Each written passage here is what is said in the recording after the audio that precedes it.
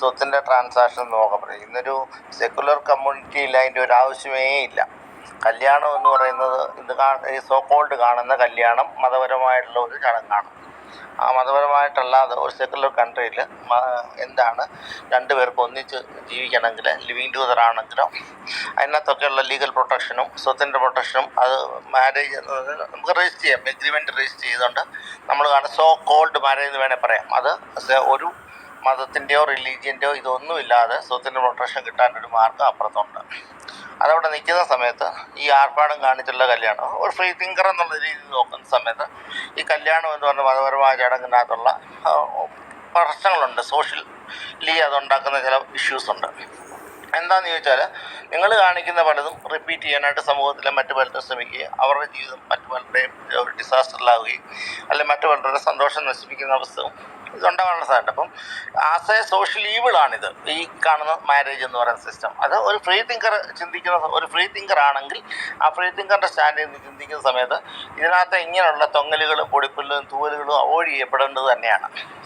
അപ്പം മറ്റേ ലീഗൽ സെക്യുലാരിറ്റി ഒക്കെ ഉണ്ട്. പക്ഷേ ഇവിടെ നമ്മൾ പറയുന്നുണ്ട് ഒരു ഫ്രീ തിങ്കർ എന്ന് പറയുന്ന സമയത്ത് ഒരു കുഴപ്പമില്ല, അദ്ദേഹത്തിൻ്റെ ഫ്രീഡം അനുസരിച്ച് ചെയ്യാം. പിന്നെ എന്താണ് മറ്റൊരു റിലീജിയനിൽ വിശ്വസിക്കുന്ന ഒരാളുമായിട്ടുള്ള വ്യത്യാസം എന്താണ്?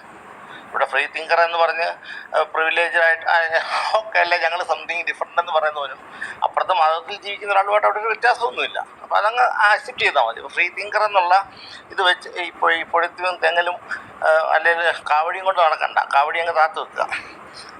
അതിനുശേഷം അത് പോട്ടെ, ആൾ എങ്ങനെയോ കല്യാണം കഴിച്ചോട്ടെ, ആരും ഇവിടെ എന്ത് കല്യാണം കഴിക്കുന്നൊന്നും പ്രശ്നമല്ല. പക്ഷേ ഇതിനകത്തൊരു പ്രശ്നം എന്താ വെച്ചാൽ സൊസൈറ്റിയെ പഠിപ്പിക്കാൻ ഇറങ്ങണ്ട. ഈ ധർമ്മജൻ പറഞ്ഞ പോലെ എന്തോ മറ്റേതും കൂടെ വേണ്ട, ഉപദേശവും ഡാഷും കൂടെ വേണ്ട. അതാണ് പ്രശ്നം. സൊസൈറ്റിയെ പഠിപ്പിക്കുക, സൊസൈറ്റിയുടെ ഇതായിട്ട് മെയിൻ സ്ട്രീമിൽ നിന്നുകൊണ്ട് ഘോരം പ്രസംഗിച്ച് വൻമരങ്ങൾ വീണു, അവർ വീണു, ഇവർ വീണു എന്നൊക്കെ പറഞ്ഞ് ക്ലാസ്സും എടുത്ത് എല്ലാവരെയും വിമർശിച്ച് നടന്നേച്ച് എൻ്റെ കാര്യം വരുന്ന സമയത്ത് സ്വത്തിനോ പണത്തിനോ വേണ്ടിയോ അല്ലെ ഫീലിങ്സ് കെട്ടി ഇറക്കി വിൽക്കാൻ ശ്രമിക്കണ്ട. ആ കെട്ടങ്ങ് താത്ത് വെക്കുന്ന നല്ലത്. Thank you. സംബന്ധിച്ചിട്ട് ഒരു കാര്യം പറയാം. സാധാരണഗതിയിൽ അപ്പൻ നിർബന്ധിച്ചു, അമ്മ നിർബന്ധിച്ചു, അവരുടെ ഭയങ്കര ആഗ്രഹമാണ് ഇങ്ങനെ കല്യാണം കഴിക്കുന്ന ആർഭാടകരമായിട്ട് 4 പേര് അറിഞ്ഞ് മതാചാരപ്രകാരം, അതായത് സാധാരണ നാട്ട രീതിയിൽ കല്യാണം കഴിക്കണം. അപ്പം അപ്പനോടും അമ്മയോടും പറയും, നിങ്ങൾ കല്യാണം കഴിക്കേണ്ട സമയത്ത് എന്നോട് ചോദിച്ചിട്ടൊന്നുമില്ലല്ലോ, നിങ്ങൾക്ക് ഇഷ്ടമുള്ള കല്യാണം കഴിച്ചു, എനിക്ക് ഇഷ്ടം പോലെ കല്യാണം കഴിക്കാൻ നിങ്ങൾക്കുള്ള അതേ സ്വാതന്ത്ര്യം ഉണ്ടെന്ന് പറയാം. അതൊരു വികടമായിട്ടുള്ള ഒരു വാദമാണ്. പക്ഷെ ആ വാദമാണ് ശരി. അതേ രീതിയിൽ മറ്റുള്ളവർ എങ്ങനെ കല്യാണം കഴിക്കണമെന്നൊരു ഫ്രീ തിങ്കർ പറയുകയും ചെയ്യരുത്. നിങ്ങളൊക്കെ മതരഹിതമായിട്ട് കല്യാണം കഴിക്കണമെന്നോ മതപരമായിട്ട് കല്യാണം കഴിക്കണമെന്നോ എന്നൊന്നും ആഹ്വാനം ചെയ്യേണ്ട ആവശ്യമൊന്നുമില്ല. വിവാഹമൊക്കെ ഓരോരുത്തരുടെ വ്യക്തിപരമായ സെലക്ഷനാണ്. അപ്പോൾ അക്കാര്യത്തിൽ എല്ലാവർക്കും ചില വൈകാരികതകളൊക്കെ ഉണ്ടാകും. അത്തരം വൈകാരികതകളെ ഫേസ് ചെയ്യാനും മുഴുവനും അടിച്ചമർത്താനും ഒന്നും എല്ലാവർക്കും സാധ്യമാണെന്ന് നിർബന്ധമൊന്നുമില്ല. ചിലർക്ക് വീട്ടുകാരോട് വല്ലാണ്ട് വിധേയത്വം ഉണ്ടാകും, വീട്ടുകാർ പറയുന്നത് അനുസരിച്ചേ പറ്റൂ എന്ന തീരുമാനം ഉണ്ടാകും. ചിലപ്പോൾ അത് പാർട്ണറുടെ ഭാഗത്ത്, കല്യാണം കഴിക്കാൻ പോകുന്നയാളുടെ ഭാഗത്ത് നിന്നായിരിക്കാം അത്തരം വരിക. അപ്പൊ അത്തരം കാര്യങ്ങളിൽ തനിക്ക് പിടിച്ചു നിൽക്കാൻ നല്ല ഉറപ്പില്ല എന്നൊരാൾക്ക് വ്യക്തമായ ബോധ്യമുണ്ടെങ്കിൽ 4 പേരെ ഉപദേശിക്കാൻ പോകാതിരിക്കുക. അത് ഇപ്പോൾ ജോൺ ചേട്ടൻ പറഞ്ഞ കാര്യം വളരെ ശരിയാണ്. അപ്പൊ അങ്ങനെ ഉപദേശിക്കുകയാണെന്നുണ്ടെങ്കിൽ ചിലപ്പോൾ അങ്ങനെ ഉപദേശിക്കുക കഴിഞ്ഞിട്ടാണ് കല്യാണം കഴിക്കുന്നത്. വീണുപോയി എന്നുണ്ടെങ്കിൽ സമൂഹത്തോട് ക്ഷമ പറയുക. എനിക്കൊരു അബദ്ധം പറ്റി, ഞാനത് ചെയ്യാൻ പാടില്ലാത്തതായിരുന്നു, ഇത് ഗതികേട് കൊണ്ട് ഞാൻ ചെയ്തു പോയതാണ് എന്ന് പറയുക, സമൂഹത്തോട് തുറന്നു പറയുക. അതാണ് അതിൻ്റെ ഒരു രീതി എന്ന് പറയുന്നത്.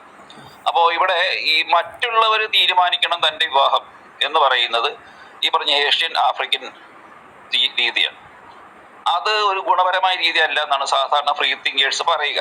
അത്തരം ഏഷ്യൻ ആഫ്രിക്കൻ രീതികളൊക്കെ പഴഞ്ചൻ ഗോത്ര രീതികളാണ്. ആ ഗോത്ര രീതി തന്നെ പിന്തുടരണമെന്ന് ഗോത്രം ആവശ്യപ്പെടുമ്പോൾ അത്തരം ഗോത്ര നിലപാടുകൾക്കെതിരെ നിലപാടെടുക്കേണ്ടവര് അതിന് വഴങ്ങി കൊടുക്കാതിരിക്കുക എന്നുള്ളതാണ് ശരി. അപ്പൊ അങ്ങനെ വഴങ്ങി കൊടുക്കുകയും അതിന് എല്ലാ കാര്യങ്ങളും അണിവിടെ തെറ്റാതെ ആചരിക്കുകയും ചെയ്യുക എന്ന് പറയുന്നത് പ്രശ്നമുണ്ട്. ഓക്കെ, മതപരമായ വിവാഹമാണ്.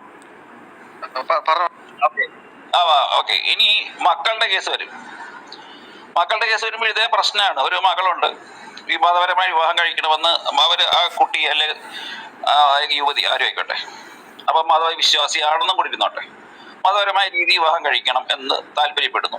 അതേ ആ കുട്ടിയുടെ വിശ്വാസ രീതിയിലുള്ള വിവാഹത്തിന്റെ വരനെ കണ്ടെത്തുന്നു, അയാളെ കല്യാണം കഴിക്കാൻ താല്പര്യപ്പെടുന്നു. നമ്മൾ കൂട്ടു നിൽക്കണോ വേണ്ടയോ?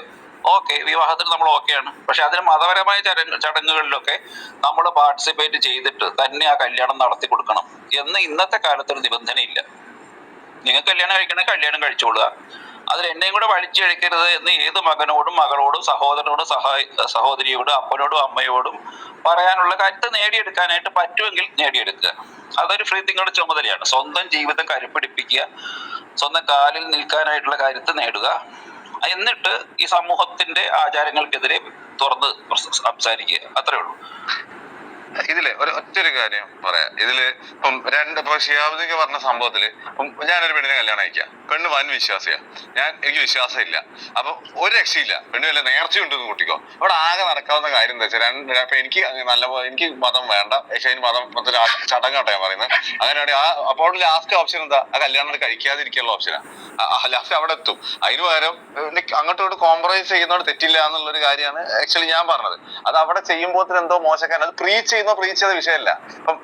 ഇപ്പം നമുക്ക് ഇനി രണ്ടാമത്തെ കാര്യം, നമ്മൾ പ്രീച്ച് ചെയ്യുന്ന കാര്യം ചെയ്യണോ വേണ്ടെന്നുള്ളത്. ഹിപ്പോക്രസി നമ്മൾക്ക് ഗുണമുള്ള കാര്യമോ അല്ലെങ്കിൽ നമുക്ക് ബെനിഫിറ്റ് ഉണ്ടെങ്കിലോ നമ്മൾ വേറൊരാൾക്ക് പ്രശ്നം ഉണ്ടാക്കുന്നുണ്ടെങ്കിലേ ഹിപ്പോക്രസി പ്രശ്നമുള്ളൂ. എല്ലാത്ത കേസുകൾ ഹിപ്പോക്രസി പ്രശ്നമല്ല എന്നാണിത്. നമ്മൾ പ്രീച്ച് ചെയ്യുന്നുള്ള ഒരു വിഷയമുള്ള കാര്യമില്ല. അതൊക്കെ ഒരു നിയമം വെക്കുന്ന പോലെയാ, ചുമ്മാ ആൾക്കാരെ മേലേക്ക്. അതാണ് ഞാൻ ആക്ച്വലി ഇപ്പൊ ഇൻസെന്റ് പറഞ്ഞ ഇതേ കാര്യം രണ്ട് മതവിശ്വാസികൾ എടുക്കുക. ഒരു ക്രൈസ്തവ മതവിശ്വാസിയും ഒരു ഇസ്ലാം മതവിശ്വാസിയും തമ്മിൽ പ്രണയമാണ്. അപ്പൊ അവിടെ ഒരാൾ പറയുന്നു എന്റെ വിശ്വാസപ്രകാരമാണ് വിവാഹം നടക്കേണ്ടത്, അപ്പൊ മറ്റേ ആൾ കീഴടങ്ങി കൊടുക്കണോ? ആദ്യം വിവാഹം നടക്കണമെങ്കിൽ നീ എന്റെ മതത്തിലേക്ക് വരികയും കൂടെ വേണം. അത് കൃത്യമായിട്ട് നടക്കണമെങ്കിൽ അപ്പൊ അവിടെ എന്താണ് സംഭവിക്കുക? ഒരാളുടെ സ്നേഹത്തെ അയാളുടെ മതാവശ്യങ്ങൾക്ക് വേണ്ടിയിട്ട് മറ്റേ ആൾ ഉപയോഗിക്കുക. അങ്ങനെ ഉപയോഗിക്കുന്നത് തെറ്റുണ്ടോ? ഒരാൾ നിർബന്ധം പിടിക്കുകയാണ് എന്റെ മതത്തിൽ ചേർന്നാലേ നമ്മുടെ വിവാഹം നടക്കും എന്ന് വാശി പിടിച്ചു കഴിഞ്ഞാൽ ഓക്കെ, നിന്റെ മതത്തിൽ ഞാൻ ചേർന്നേക്കാം എന്ന് പറഞ്ഞ് വിവാഹം കഴിക്കലാണോ ശരി? അത് ശരിയായ പരിപാടിയല്ല. നീയും ഞാനും എന്റെയും നിന്റെയും മതവിശ്വാസങ്ങളിൽ തുടർന്നു പോവുക. നമുക്കതിനുള്ള സ്വാതന്ത്ര്യം, രണ്ടുപേർക്ക് സ്വാതന്ത്ര്യം ഉണ്ടായിരിക്കുക. അതിനനുഗുണമായിട്ടുള്ള വിവാഹ രീതി നിലവിൽ ഇന്ത്യ രാജ്യത്ത് ലഭ്യമാണ്. അതനുസരിച്ച് നമുക്ക് വിവാഹം കഴിക്കാം എന്ന് പറയുന്നതാണ് ശരി. ഇതാണ് ശരിയെങ്കിൽ രണ്ടുപേരുടെയും വിശ്വാസങ്ങളെ മുമ്പോട്ട് കൊണ്ടുപോകാൻ പറ്റത്തക്ക രീതിയിലുള്ള വിവാഹ സമ്പ്രദായം ഉണ്ടായിരിക്കെ ഒരാളുടെ വിശ്വാസത്തെയോ അവിശ്വാസത്തെയോ കേന്ദ്രീകരിച്ചുകൊണ്ട് ഒരാൾ മറ്റൊരാൾക്ക് വഴങ്ങിക്കൊടുക്കുന്നത് എന്തിന്റെ പേരിലാണെങ്കിലും അതൊരു സുഖമായിട്ടുള്ള ശരിയായിട്ടുള്ള വിവാഹമേ അല്ല. അതൊരാൾക്ക് മറ്റൊരാൾക്ക് പൂർണ്ണമായിട്ട് കീഴ്പ്പെടലാണ്. ആണാണെങ്കിലും പെണ്ണാണെങ്കിലും അത് തെറ്റാണ്. കൺവിൻസ് ചെയ്യരുതെന്നാണോ? നമ്മള് വേറൊരു വ്യക്തിയെ കൺവിൻസ് ചെയ്യരുതെന്നാണോ? ഒരു മിനിറ്റ്, ഇൻസേന് മറുപടി പറയണം. ഇക്കാക്കയും ഇൻഫിനിറ്റിയും കുറെ നേരം ബ്ലിങ്ക് ചെയ്യുന്നു. ഇൻസേൻ പറയുന്നുണ്ടെങ്കിൽ ഞാൻ പെട്ടെന്ന് പറയാം. ഇതിലെന്താ പ്രശ്നം? ഷിയാബുക്ക് എടുത്ത എക്സാമ്പിള് മതം മാറ്റുന്ന കോയേഷൻ വെച്ചുള്ള ഒരു പരിപാടിയാണ്. ഇത് ഞാൻ പറഞ്ഞത് ജസ്റ്റ് ഒരു ചടങ്ങിന്റെ കാര്യമാണ്. ചടങ്ങിന് നമുക്ക് പല ഓപ്ഷൻസ് ഉണ്ടാക്കാം. അപ്പൊ രണ്ടാൾക്കും ഒരു കോമൺ എഗ്രിമെന്റിൽ എത്തിയിട്ട് വേണമെങ്കിൽ രണ്ട് പരിപാടി നടത്താം. എന്റെ വീട്ടിൽ ഞാൻ എനിക്ക് ഇഷ്ടമുള്ള ഒരു പരിപാടി നടത്തും, റിസപ്ഷൻ പെണ്ണിന് വീട്ടിൽ പോലീസ്, ഇങ്ങനെയൊക്കെ കുറെ ഓപ്ഷൻസ് അവിടെ ഉണ്ട്. മതം മാറ്റുന്ന കാര്യം തന്നെ ഒരാൾ കോയേഷനിലും ഒരാള് നമ്മൾ ഇപ്പം മതം മാറ്റത്തിന് രണ്ട് ഓപ്ഷൻ ഉണ്ട്. ഇപ്പൊ ഞാനൊരു പെണ്ണിനെ നോക്കുക, വേറെ റിലീജിയനാ പെണ്ണ്. ഇപ്പൊ ഞാൻ നിരീശ്വരവാദി ഒന്നല്ല, ഞാനൊരു മതമുള്ള ആളാണ്. പെണ്ണ് വേറെ മതം നോട്ടിക്കോ. ഞാൻ ആ പെണ്ണ് നിർബന്ധിച്ചിട്ടൊന്നുമില്ല. പെണ്ണിന്റെ ഇഷ്ടപ്രകാരം എന്റെ മതത്തിലേക്ക് മാറുന്നതിന് അവിടെ വലിയ പ്രശ്നമൊന്നുമില്ല. ഞാൻ നിർബന്ധിച്ച് മാറ്റുന്ന പ്രശ്നം. മറ്റൊരുത്ത് അങ്ങനെയല്ല. നമ്മൾ ഈ പറഞ്ഞ പോലെ ഓലക്ക് ഓരോ സ്റ്റാൻഡ് ഉണ്ട്. നിങ്ങൾ സ്റ്റാൻഡിന്റെ കാര്യം പറഞ്ഞല്ലോ, ഓലക്ക് ഓരോ സ്റ്റാൻഡ് ഉണ്ട്, എനിക്ക് എന്റെ സ്റ്റാൻഡ് ഉണ്ട്. അവിടെ നമുക്ക് കുറെ ഓപ്ഷൻസ് പിന്നെയുണ്ട്. ഈ മതം അതാ ഈ രണ്ട് കേസും തമ്മിൽ ഇക്വേറ്റ് ചെയ്യാൻ പറ്റില്ല എന്നാണ് എന്റെ ഒരു ഇത്. ഇൻഫിയാണെങ്കിൽ വേറെ പറഞ്ഞോ? ഇൻഫി ഞാൻ പറയട്ടാ? ഓക്കെ, ഞാൻ ഇത് കൃത്യമായിട്ട് പ്രാക്ടിക്കലി അനുഭവിച്ചൊരു വ്യക്തിയും കൂടിയാണ് കേട്ടോ. ചെറുപ്പം മുതൽ തന്നെ വിശ്വാസം ഉണ്ടായിരുന്നില്ല, പക്ഷേ ഒരു മതാചാര പ്രകാരമുള്ള കല്യാണമായിരുന്നു. മോളുടെ കല്യാണം കഴിഞ്ഞു, മോള് വിശ്വാസിയാണ്. മതാചാരപ്രകാരം ഞാൻ തന്നെയാണ് പള്ളിക്കകത്ത് പോയി കല്യാണം കഴിപ്പിച്ചു കൊടുത്ത്. അന്നും ഞാൻ ഈ സോഷ്യൽ മീഡിയയുടെ തുടക്കത്തിൽ തന്നെ ഇസ്ലാം മതത്തെ പ്രത്യേകിച്ച് നിശിതമായിട്ട് വിമർശിക്കുന്ന, ആ വിമർശനത്തിൻ്റെ ലെവലില്ലാണ്ട് വിമർശിക്കുന്ന ഒരാൾ കൂടിയാണ്. പക്ഷെ ഞാനീ പള്ളിയിൽ പോകും ഇപ്പോഴും. ഞാൻ ഈ പള്ളിയിൽ പോയിട്ട് ഈ ഒരു ദർഗയുണ്ട്, ദർഗയിൽ വൈഫ് പോകണമെന്ന് പറയുമ്പോൾ ഞാൻ ഡ്രൈവറാണ്. ഡ്രൈവർ കൂട്ടിക്കൊണ്ടു പോകും, മോളുടെ പൂജ നടക്കും, മറ്റേ ഈ മൊല്ലാച്ചിക്ക് കാശ് കൊടുക്കാൻ എൻ്റെ നിന്ന് കാശ് വാങ്ങിക്കും. ഞാൻ അവിടെ ഇരുന്നുകൊണ്ട് ഇതേ ക്ലബ് ഹൗസിൽ ഇരുന്നുകൊണ്ട് ഞാൻ വിമർശനം നടത്തിയിട്ടുമുണ്ട്. മുഹമ്മദിനെ തന്നെ തെറിയും പറഞ്ഞിട്ടുണ്ട്. ഞാൻ ഈ പള്ളിക്ക് നമ്മൾ അത്ര വില കൽപ്പിക്കുന്നുള്ളൂ. ജസ്റ്റ് ഒരു ബിൽഡിങ്, അത്ര അതിലപ്പുറം ഈ പള്ളിക്കകത്ത് ഞാൻ കയറിയാലും കയറിയില്ലെങ്കിലും ഇത് എൻ്റെ വിശ്വാസത്തെ ബാധിക്കുന്നില്ല. നമ്മൾ ഇരുമ്പം പറയുന്ന കേൾക്കുമ്പം അല്ല, ഞാനൊന്ന് പറഞ്ഞോട്ടെ, നമ്മൾ ഈ പറയുന്ന